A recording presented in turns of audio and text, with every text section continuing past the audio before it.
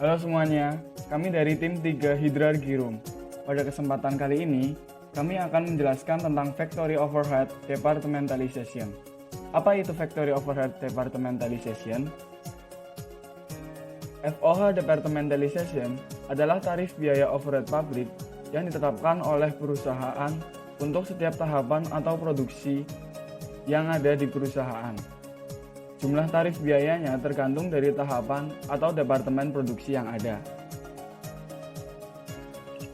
Biaya overhead pabrik dapat digolongkan menjadi dua kelompok berdasarkan hubungannya dengan departemen-departemen yang ada dalam perusahaan. Yang pertama adalah biaya overhead pabrik langsung departemen atau Direct Departmental Overhead Expense. Adalah biaya overhead pabrik yang ada dalam sebuah departemen dan manfaatnya hanya dapat dinikmati oleh departemen tersebut. Contohnya seperti gaji mandor departemen produksi dan biaya depresiasi mesin.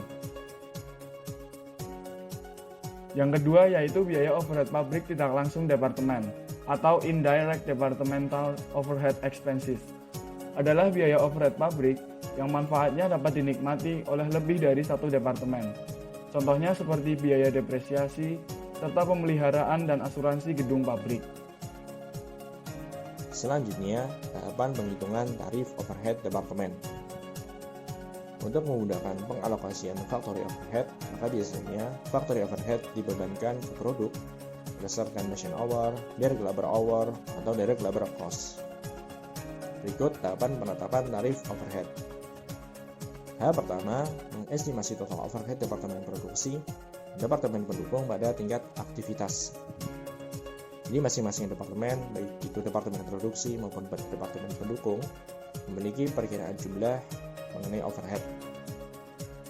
Tahap 2, menyiapkan dasar alokasi, biasanya berdasarkan survei, untuk distribusi biaya departemen tidak langsung dan biaya departemen pendukung. Contoh dasar alokasi biasanya berupa jumlah karyawan, luas ruangan, maupun jumlah penggunaan alat. Tahap 3, mengestimasi total overhead tidak langsung departemen pada tingkat aktivitas terpilih dan mengalokasikan biaya ini ke seluruh departemen yang ada. Jadi overhead akan diberi ke departemen lainnya, misalnya dari departemen pendukung ke departemen produksi, atau departemen pendukung ke departemen pendukung lainnya terlebih dahulu, lalu ke departemen produksi. Ada 3 metode untuk pendistribusian overhead, ada metode direct, metode step down, dan metode aljabar. Metode ini akan dibahas selanjutnya. Tahap 4, menghitung tarif overhead departemen. Jadi ketika overhead telah didistribusikan ke masing-masing departemen yang mendapat manfaat, kita dapat menentukan tarif overhead masing-masing departemen. Baik, saya akan membahas metode distribusi FOH departemen pendukung kepada departemen produksi. Terbagi menjadi 3, yakni direct method, step down method, dan metode aljabar atau metode simultan.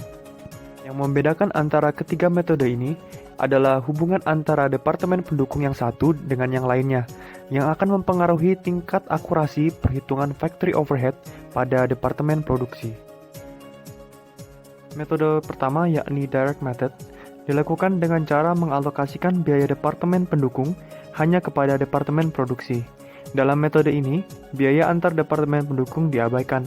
Akibatnya, perhitungan total cost dari masing-masing departemen kurang akurat. Metode kedua, step down method. Dalam metode ini, biaya departemen pendukung dialokasikan secara bertahap berdasarkan urutan yang telah ditentukan. Metode ini lebih akurat daripada direct method. Perhitungan FOH dilakukan dengan cara departemen pendukung mendapatkan alokasi biaya dari departemen pendukung lainnya.